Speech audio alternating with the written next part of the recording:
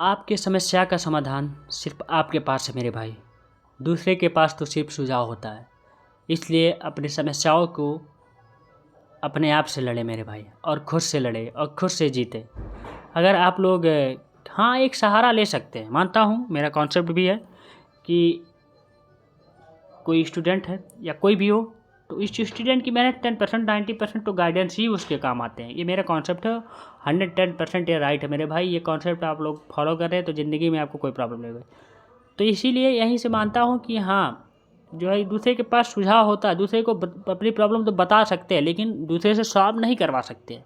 बस थोड़ी बहुत वो हिंट देगा, वो रास्ता दिखाएगा, करना तो खुद पे है मेरे भाई। कितनी बार जो है जैसे आप लोग मान लीजिए एक स्टूडेंट है, एक टीचर से आप कई बार क्वेश्चन पूछते हैं, 2 बार 3 बार 4 बार पूछेंगे, लेकिन ज़िंदगी भर वो टीचर थोड़ो ना आपके पास आपके उससे, या मम्मी पापा आपके हैं, ज़िंदगी भर आपका साथ नहीं देंगे मेरे भाई। इसलिए आपको कुछ करना है इस लाइफ में। अगर आप लोग को अच्छे जगह पर जाना, अच्छे नाम कमाने हैं तो आपको मेहनत करनी ही पड़ेगी। यही टाइम है, आप लोग अपने आप को घिस दीजिए मेरे भाई अच्छे तरीके से। तो welcome to target semester. I hope है कि आप लोग अच्छे होंगे, सही सलामत होंगे। आप लोग किसी भी एग्जाम की तैयारी कर रहे हो, चाहे सेमेस्टर चाहे आप लोग किसी कंपटीशन एग्जाम की, अच्छे तरीके से आपकी चल रही होगी। तो चलिए आज का वीडियो जो होने वाला है, आज का लेक्चर मोस्ट इंपॉर्टेंट है। जो लॉ स्टूडेंट हैं, जो प्रेजेंट टाइम में LLB कर रहे हैं, चाहे वो किसी भी यूनिवर्सिटी से हों, या आप लोग PCSC की तैयारी कर रहे हैं या APO कर रहे हैं, KPO की तैयारी कर रहे हैं, तो आप लोग को जानना ही चाहिए। आप लोग किसी जो है आप लोग तैयारी ही नहीं कर रहे हैं, आप लोग लॉ के स्टूडेंट भी नहीं है, आप लोग किसी अदर फील्ड से, तो कानून जानना सबका अधिकार है और जानना भी चाहिए कानून, क्योंकि आपको कोई जो है पागल ना बना सके। इसलिए तो आज मैं बताने वाला हूँ आप लोगों को IPC, जो कि IPC के 3 लेक्चर हो चुके हैं, जो कि मोस्ट इंपॉर्टेंट के वीडियो मैं आप लोग को बताया हूँ। टॉप 10 क्वेश्चन के आप लोग के 3 से 4 हो चुके हैं, तो 5 आने वाले हैं। आप लोग के जो लखनऊ यूनिवर्सिटी के जो है अभी एग्ज़ाम है प्रेजेंट टाइम में, तो उनके अकॉर्डिंग ही ये पढ़ाया जा रहा है। बाकी तो सबको जो है पूरी तरह सबको काम में आएगा, सभी के काम में आएगा। तो इसमें मैं आपको बताने वाला हूँ यूनिट 4 से आप लोग को चैप्टर 3 नंबर आप लोग का जो है, जो कि आप लोग का पनिशमेंट से जो है डिसाइड करता है, दंडों के विषय में। जैसे सेक्शन नंबर 53 टू 75 तक आप लोग का सेक्शन है ये। हम लोग अच्छे तरीके से देखेंगे, नोट डाउन जरूर करते जाइएगा, और अगर वीडियो अच्छा लगा होगा तो सब्सक्राइब और बेल आइकन जरूर दबा के जाइएगा लास्ट में, और लाइक करके जाइएगा। अगर आप लोग चैनल पर नए हो तो बेल आइकन भी दबाइएगा और सब्सक्राइब भी करिएगा, ठीक। और अधिक से अधिक लोगों के बीच में शेयर भी करिएगा, अपने दोस्तों के पास शेयर करें जो भी लॉ के स्टूडेंट हैं, उनके लिए तो बेनिफिट है ही है। मोस्ट इंपॉर्टेंट है मेरे भाई, इससे जो है आप लोग के सेमेस्टर एग्जाम में 110% क्वेश्चन आएंगे ही। चलिए क्या होता है ये जानिए। दंड संहिता का अध्याय 3 दंड से संबंधित है, जिनके लिए अभियुक्त संहिता के अंतर्गत दायी है।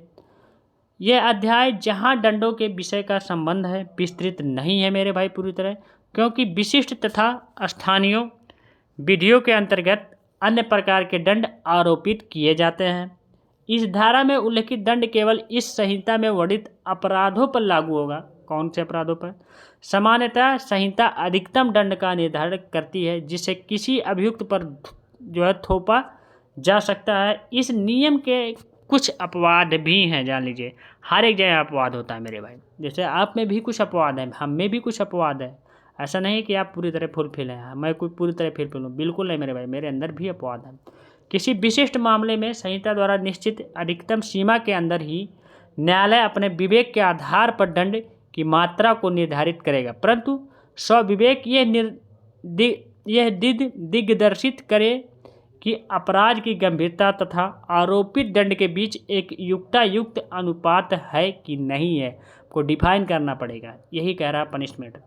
दंड ना तो आवश्यक कठोर होना चाहिए और ना ही आध्यात्मिक उदार, ताकि अभियुक्त के ऊपर प्रभाव डालने तथा इससे या इसके लिए एक दृष्टांत के रूप में इसका उद्देश्य विफल ना हो जाए। यही सब सारी चीज़ें कह रहा है। ये सब सारे पनिशमेंट के जो है डिफिनीशन, या मतलब एक इंट्रोडक्शन के तौर पे है ये, कि ये क्या कह रहा है। आगे देखिए आप लोग सेक्शन और सब सारी चीज़ें आप लोग देखेंगे केस लॉ सहित। भारतीय दंड संहिता की धारा 53 निम्न प्रकार के दंडों को मान्यता प्रदान करती है। कौन कौन से देखिए। पहला नंबर मृत्यु दंड, जिसे IPC के सेक्शन 121, 132, 194, 302, 305 और 307, 376A में, 376D में और 376E में, इतने जो है सेक्शन में डिफाइन किया, जो कि IPC में आपको मिलेगा। ठीक, आप लोग देख लीजिएगा सेक्शन जा करके। दूसरा जो है दंड होगा जो है आजीवन कारावास होता है, लाइफ टू इम्प्रिजमेंट, जिसे हम लोग कहते हैं। आईपीसी के सेक्शन 121, 121A, 122, 124A और 238 और 307 एंड 376 में ये डिफाइन किया गया है और बताया गया है इसमें। देखिए नंबर 3 है कारावास, जिसे हम लोग कहते हैं आप लोग जो है इम्प्रिजमेंट, जो दो भाग का है, अर्थात कठिन होता है और श्रम के साथ होता है, कठोर श्रम के साथ होता है। आईपीसी के सेक्शन 170, 193 और 203 में, जिसे हम लोग सादा के बारे में जान लीजिए। सादा जो होता है इसमें आईपीसी सेक्शन 341 और 509 के बारे में जिक्र किया गया। चौथा देखिए संपत्ति का संप्रहण होता है जो कि इंटू फीचर, आईपीसी के सेक्शन 126 और 127 में इसे डिफाइन किया गया। नंबर 5 क्या होता है जुर्माना, आर्थिक दंड, जिसे हम लोग फाइन कहते हैं। आईपीसी के सेक्शन 137, 154, 278, 286 में डिफाइन किया गया, पूरी तरह बताया गया इसमें। ये 5 प्रकार के आप लोगों के पनिशमेंट होते हैं, ठीक, आप लोग जान चुके होंगे। अब हम लोग जो है स्टेप बाय स्टेप करके जो है इस सेक्शन को रीड करेंगे और अच्छे तरीके से उसके बारे में जानेंगे। कुछ जो इंपॉर्टेंट पॉइंट कहाँ से निकल के आ रहा है, कैसे आपको सेक्शन मिल जाएंगे, आपके पास होगा बैरैक या बुक होगा, आप लोग वहाँ से समझ नहीं पाएंगे मेरे भाई। लेकिन यहाँ अगर आप लोग एक बार पढ़ लिए तो आपको कभी जो है कहीं जो पढ़ने की कोई ज़रूरत ही नहीं पड़ेगी। चलिए ये क्या है, सेक्शन 53A कह रहा है, ये जानिए। क्लॉज नंबर A के अंतर्गत ये उपबंधित किया गया है कि आजीवन निर्वास का तात्पर्य आजीवन कारावास समझा जाएगा। आजीवन निर्वास का मतलब होता है आजीवन कारावास, ये जान लीजिए इसका मतलब। सेक्शन 45 एंड 44 एंड 45 कह रहा है मृत्युदंड और आजीवन कारावास जो कि 14 वर्ष से अधिक ना हो, जिसे हम लोग कहते हैं, को समुचित सरकार के द्वारा लघुकृत किया जा सकता है। यही सीधा कह रहा है, सिंपल था मतलब 14 साल, ये याद करिए। 57 देखिए कह रहा है, सेक्शन नंबर क्या कह रहा है, दंड विधियों की जो है भिन्नों की गणना करने में आजीवन कारावास को 20 वर्ष तुल्य गिना जाएगा, मतलब 20 वर्ष आजीवन कारावास माना जाता है, इससे ज़्यादा दंड नहीं होता। सेक्शन 60 जान लीजिए, दंडादेश में कारावास की प्रकृति न्यायालय के विवेक कुमार कठोर अथवा इसके विवेक के अनुसार जो है अथवा सादा अथवा दोनों प्रकार का हो सकता है। सिंपल सा मतलब उसके माइंड के ऊपर जो है, न्यायालय के माइंड के ऊपर डिपेंड करेगा। सेक्शन 63 कह रहा है जुर्माने की राशि जो है अमर्यादित या अत्यधिक नहीं होगी। जो भी जुर्माना, जो भी फाइन लगाएगा कि मतलब इतना नहीं लग जाएगा कि वो दे ही ना पाए, जितने में रह जाएगा उतने में ही जो व्यक्ति रहेगा एक्यूज उसी के अकॉर्डिंग फाइन लगाया जाता है, ठीक। सेक्शन 65 क्या कह रहा है, देखिए इंपॉर्टेंट सेक्शनशिप देख रहे हैं। इसमें कह रहा है मैं जो है इस सेक्शन में कारावास की उस अवधि के बारे में उल्लेख है जो कि जुर्माना ना देने पर दिया जाता है। यदि दंड कारावास और जुर्माना दोनों रूप में निर्दिष्ट किए जा सकते हैं, यह अवधि अपराध के लिए नियत अधिकतम दंड के लिए 1/4 से अधिक नहीं हो सकती। ये इसके मतलब ये कह रहा है कि अगर दंड आप लोग किए हैं, अपराध किए हैं, तो वो दोनों में है। मतलब क्या, मतलब जो है दंड भी उसे मिल रहा है, पनिशमेंट भी मिल रहा है और उसके साथ साथ फाइन भी मिल रहा है, तब 1/4 से अधिक नहीं हो सकती। ये सब अधिकतम दंड जो भी होगा। देखिए सेक्शन नंबर 67 देखिए ये क्या कह रहा है, इसमें कह रहा है कि कारावास की उस अधिक का उल्लेख है जो कि जुर्माना ना देने पर दिया जा सकता है, जबकि अपराध केवल जुर्माने से दंडनीय हो। मेरे भाई जुर्माने से दंडनीय होना चाहिए, फाइन जिसे हम लोग कहते हैं। इसके अनुसार जुर्माने देने में व्यक्तिकम होने पर कारावास सादा होगा, और यदि जुर्माना 50 रुपये तक है तो अधिकतम 2 माह तक की जो है जुर्माना 100 रुपये तक, तो अधिकतम 4 माह तक की, अन्य दशाओं में अधिकतम 6 माह तक का हो सकता है। मेरे भाई जो भी होगा 4 माह तक तो 6 माह तक अधिकतम जुर्माना हो सकता है। सेक्शन 68 कह रहा है जुर्माना देने में व्यक्तिक्रम होने पर अतिरिक्त दंड कारावास के रूप में न्यायालय अधिरोपित कर सकता है मेरे भाई पूरी तरह, और किंतु जुर्माना देने या उद्दीत कर लिए जाने पर कारावास का समाप्त हो जाएगा पूरी तरह। कारावास जो भी जुर्माना लगेगा, अगर आप जुर्माना दे सकते हैं, न्यायालय द्वारा जो भी जुर्माना लगाया जाता है उस आधार पे, तो आपके जो है कारावास मुक्त हो जाएंगे, आप जो कारावास से छूट जाएंगे।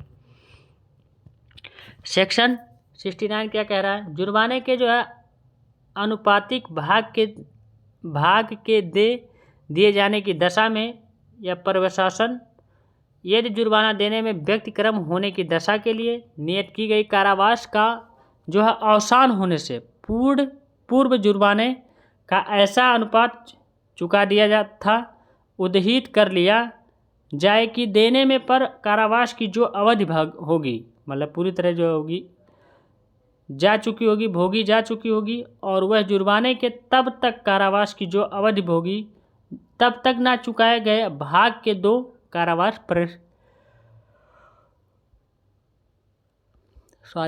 परिवस्थित हो जाएगा। ये सब सारी चीज़ें इसमें कह रहा है 69 में। आप लोग सेक्शन 69 रीड कर लीजिएगा, ठीक। उदाहरण से भी समझ में आ जाएगा, यहाँ तो आपको नहीं समझ में आएगा। देखिए का है, मतलब जैसे ए मान लीजिए ए 100 रुपये के जुर्माने और उसके देने में व्यक्तिक्रम होने की दशा के लिए 4 माह से दंडाधिष्ट किया गया है, पूरी तरह से दंडा मतलब दृष्ट किया गया, उसको दंड दिया जा रहा है। यहाँ यदि कारावास के 1 माह के अवसान से पूर्व जुर्माने के 75 रुपये चुका दिए जाए या उद्दीपित कर लिया जाए तो प्रथम माह के जो है अवसान होते ही का उन्मुक्त कर दिया जाएगा। सिंपल सा मतलब है, जब जुर्माना चुका देगा जो भी तो इसके बाद उसे मुक्त किया जाएगा, उन्मुक्त किया जाएगा। यदि 75 रुपये प्रथम माह के अवसान पर या किसी भी जो है पश्चातवर्ती समय पर जबकि का कारावास में है या चुका दिए जाए या उद्दीत कर लिए जाए तो का को 2 माह के पूरे होते ही उन्मुक्त कर दिया जाएगा। सिंपल सा मतलब ये कह रहा है। यदि 50 रुपये उन 2 माह के अवसान पर जो है किसी भी जो है पश्चातवर्ती समय पर जबकि जो है कारावास में है चुका दिया जाए तो उद्दीपित का लिए जाए तो का तुरंत उन्मुक्त कर दिया जाएगा या जाएगी। ये सब सारी चीज़ें इसमें कह रहा है। सेक्शन 70 देखिए मेरे भाई, ये बहुत इंपॉर्टेंट है, आपको समझ में आ रहा होगा पूरी तरह। जुर्माने के 6 माह या वर्ष के जो है भीतर कारावास के दौरान में उद्दीर्ण होना संपत्ति को दायित्व से मृत्यु उन्मुक्त नहीं करती है। जुर्माना या उसका कोई भाग जो चुकाया ना गया हो, दंडादेश दिए जाने के पश्चात 6 वर्ष के भीतर किसी भी समय 6 वर्ष याद करिएगा आप लोग, 6 वर्ष के भीतर किसी भी समय जो भी होगा, कोई भी समय जो है मेरे भाई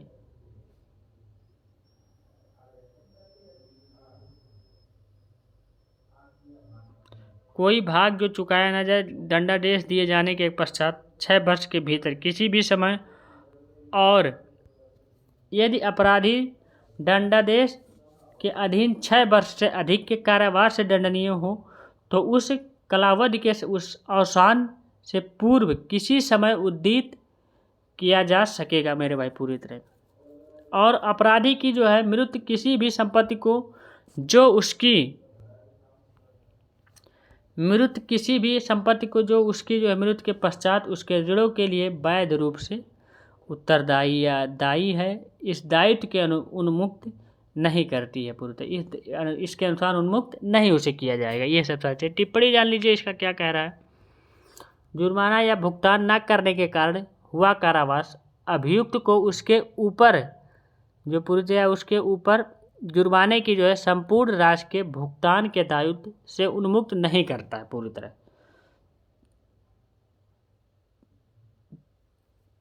जुर्माने का भुगतान न किए जाने के कारण हुआ कारावास जुर्माने से मुक्त या उसकी पूर्ति नहीं है मेरे भाई, ये कह रहा है इसमें। अपियुक्त यह जुर्माने का भुगतान करेगा, इसका मात्र यह प्रभाव होगा कि वह जुर्माने के लिए शारीरिक रूप से दायी नहीं रह जाएगा, परंतु उसकी संपत्ति को दायित्व से उन्मुक्त नहीं मिलेगी। अर्थात जुर्माने की वसूली उसकी संपत्ति से की जाएगी मेरे भाई। ऐसा नहीं है अगर आप जुर्माना लगा दी कोर्ट और जुर्माना आप नहीं भर पा रहे हैं तो ऐसा नहीं है, इसीलिए सारी चीज़ वहाँ पूछा जाता है। तो आपके ज़मीन से मेरे भाई आपके ज़मीन से जो है उस जुर्माने को जो है लिया जाएगा। वसूली की अवधि साधारण तौर पर जो है 6 साल की होगी। 6 साल की अवधि बीतने के पश्चात संपत्ति को बेचकर जुर्माने की वसूली नहीं की जा सकती। अगर 6 साल से अगर अधिक हो जा रही है तो ये जो इस संपत्ति को बेच करके जुर्माने की वसूली नहीं कर सकते। ये सिंपल सा मतलब 6 माह के अंदर 6 वर्ष के अंदर ही। सेक्शन 72 देखिए, कई अपराधों में से एक दोषी व्यक्ति के लिए जो है दंड अवधि निर्णय में यह कथित है कि वह संदेह है कि वह किस अपराध का दोषी है। उन सब मामले में जिनमें यह निर्णय दिया जाता है कि कोई व्यक्ति उस निर्णय में निर्दिष्ट कई अपराधों में से एक अपराध का दोषी है, किंतु यह संदेहपूर्ण है कि वह उन अपराधों में से किस अपराध का दोषी है। यदि वही दंड सब अपराधों के लिए उपबंधित नहीं है तो वह अपराधी उस अपराध के लिए दंडित किया जाएगा मेरे भाई। जो भी अपराध होगा उस लायक होगा जिसके लिए कम से कम सजा उपबंधित किया जाएगा, जिसके लिए कम से कम आप सजा उपबंधित किया जाएगा।